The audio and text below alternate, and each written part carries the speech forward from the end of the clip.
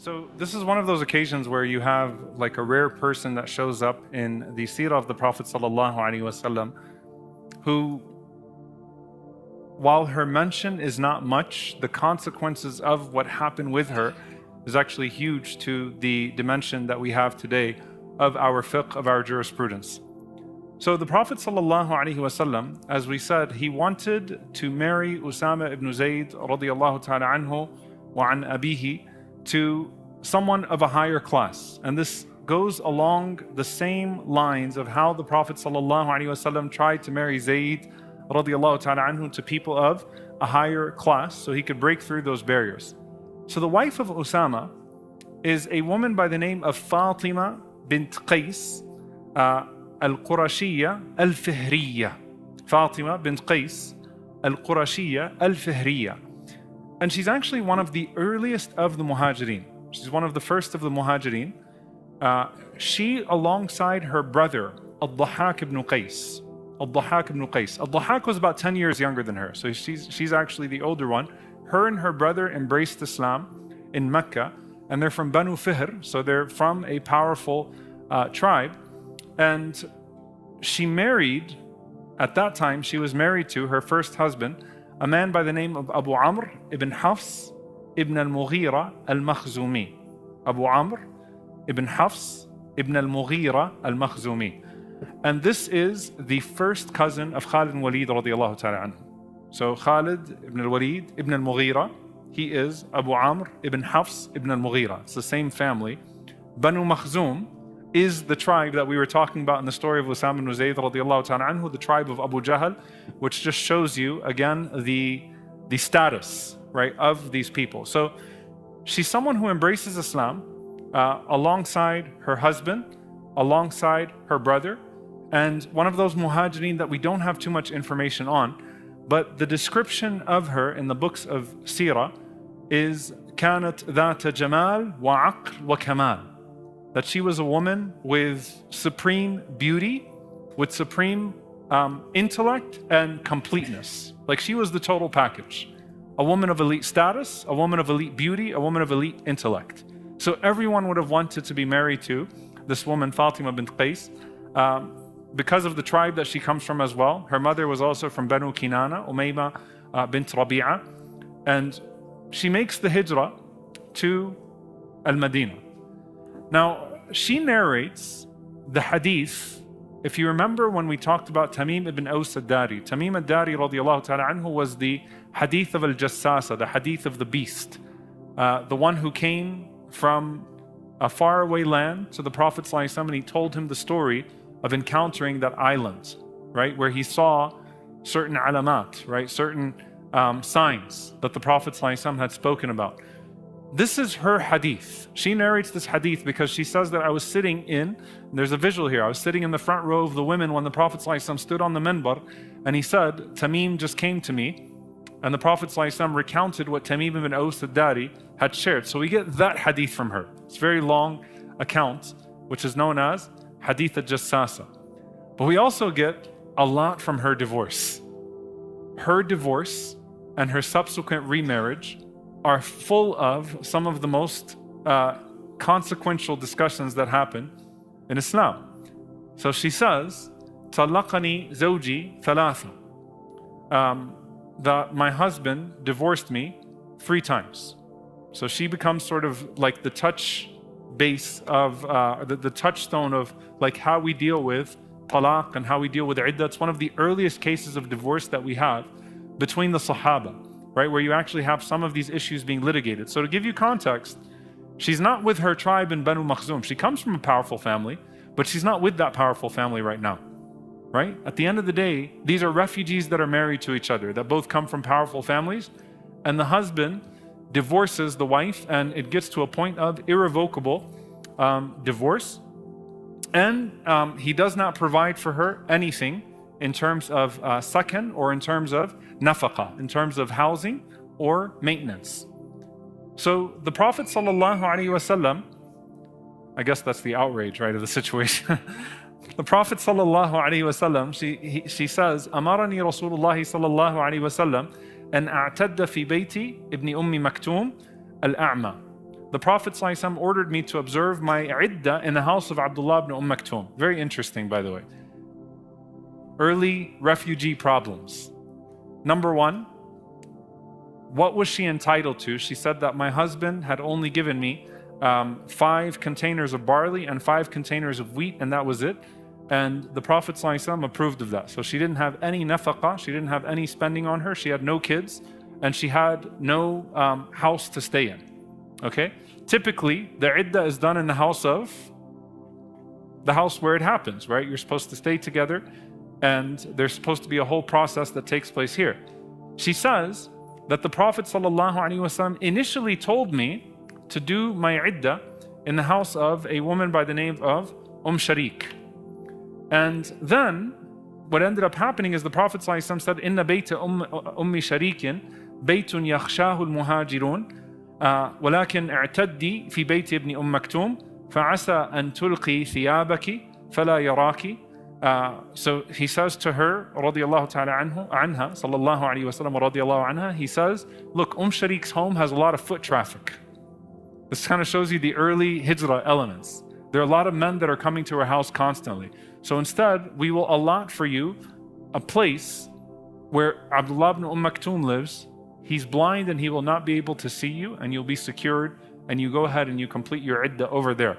So this is a very different type of divorce, marriage, iddah situation that's taking place here. And it becomes a source of contention later on in terms of like, what are the rights after a divorce, and how are the Sahaba supposed to make judgments, and how are the Imams supposed to make judgments in this regard. This is also, mind you, before many of the hadiths of hijab were, the ayat of hijab were revealed.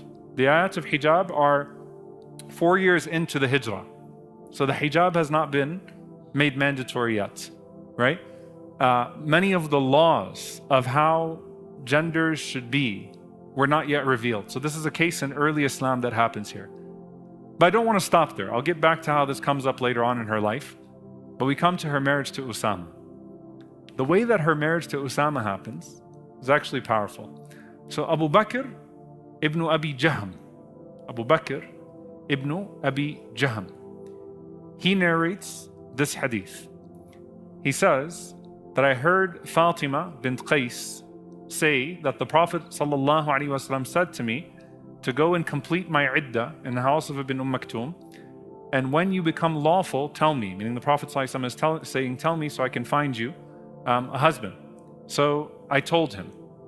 And then the Prophet ﷺ said to me, has anyone sent a proposal to you? So I said, Muawiyah and Abu Jahm. Muawiyah and Abu Jahm. Now, this shows you her status. That before she's even done with her iddah, 2 men already have their proposals. I mean, she's beautiful. She has a lot of intellect. She has a lot of status, tribal lineage, all that is there. And she's getting 2 proposals from these 2 men. So the Prophet ﷺ responds, and he says, أَمَّا مُعَاوِيَةٌ فَرَجُلٌ تَرِبٌ لَا مَالَ لَهُ. As for Muawiyah, he's a poor man who doesn't have money. Pause here for a moment. Some of the ulama say, is this Muawiyah ibn Abi Sufyan or another Muawiyah? Okay? Because Muawiyah ibn Abi Sufyan comes from wealth. So is this Muawiyah ibn Abi Sufyan or is this another Muawiyah? It could honestly be both. But one of the narrations actually says Muawiyah ibn Abi Sufyan, and we'll make that assumption for a moment.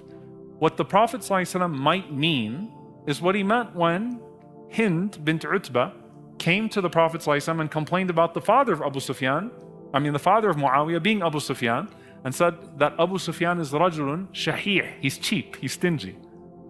He doesn't give me my basic rights. So it might be, some of the ulama say it might be that the Prophet ﷺ is not saying that he's actually poor, but that he lives a rough life that he's going to withhold from you, right? Or it could be that because of the political circumstances or social circumstances that at that time, it's wartime or whatever it may be, that Muawiyah actually did not have enough money. Allah knows best, right?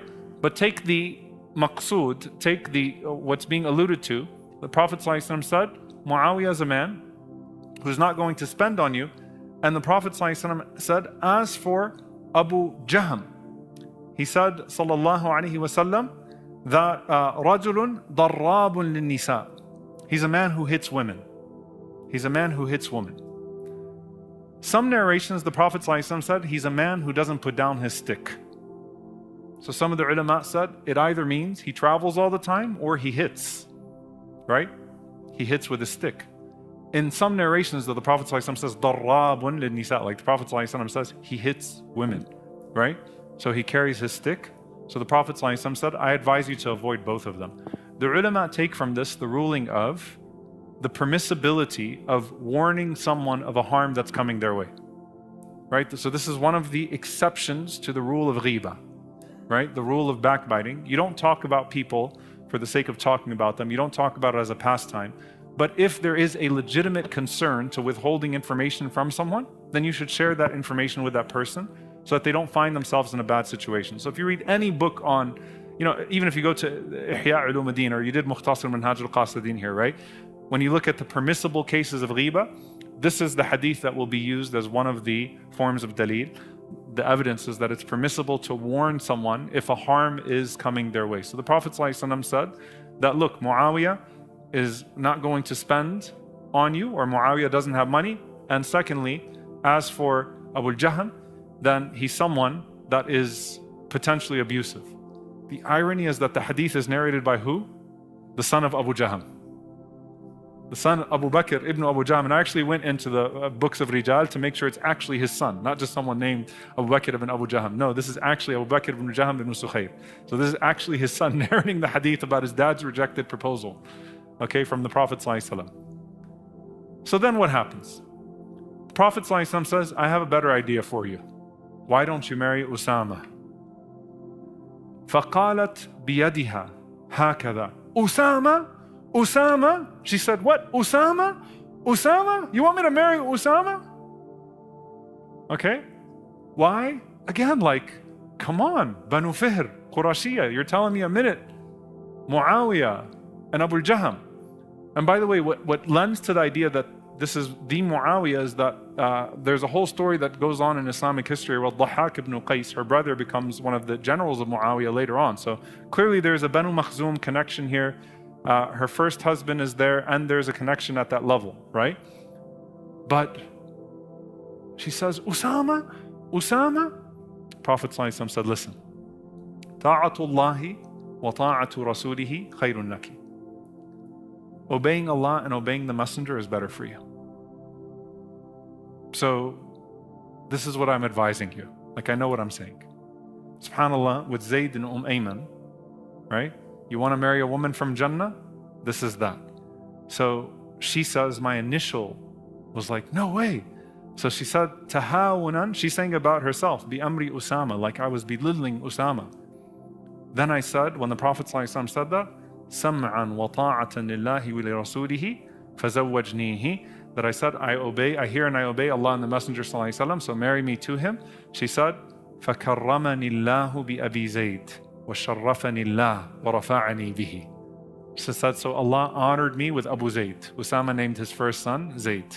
Zayd ibn Usama ibn Zayd. So she became Zayd. So she said, كَرَّمَنِ اللَّهُ, Allah honored me, karam, gave me karam through Abu Zayd, and He gave me nobility through him, and Allah Azza wa Jal raised my rank through him, radiyallahu ta'ala anhu wa anha. And so it actually became a very beautiful marriage, and a marriage that, subhanAllah, succeeded, right? Despite the class differences between the two. And she remained sort of a reference point on issues concerning divorce, and issues concerning iddah, and issues concerning nafaqah, the spending and the maintenance after a person is divorced. And there's a huge debate that took place because Umar radiallahu ta'ala anhu in his khilafah did not want to rule by her situation. He saw it either as maybe she made an error in her memory of how things went down, or maybe there was some exceptional case to her. But Umar radiallahu ta'ala anhu wanted to rule by what he knew of Allah and the Messenger sallallahu alaihi wasallam's ruling in this regard, of the woman staying in the house of the iddah, and the certain junctures at which support is cut off, and how pregnancy is taken into consideration, not taken into consideration. So that does exist in the case of a discussion and dispute between Umar radiallahu ta'ala anhu and her.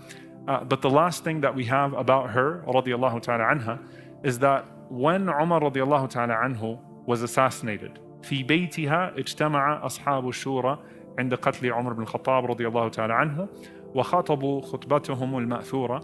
It was in her house that the shura actually convened.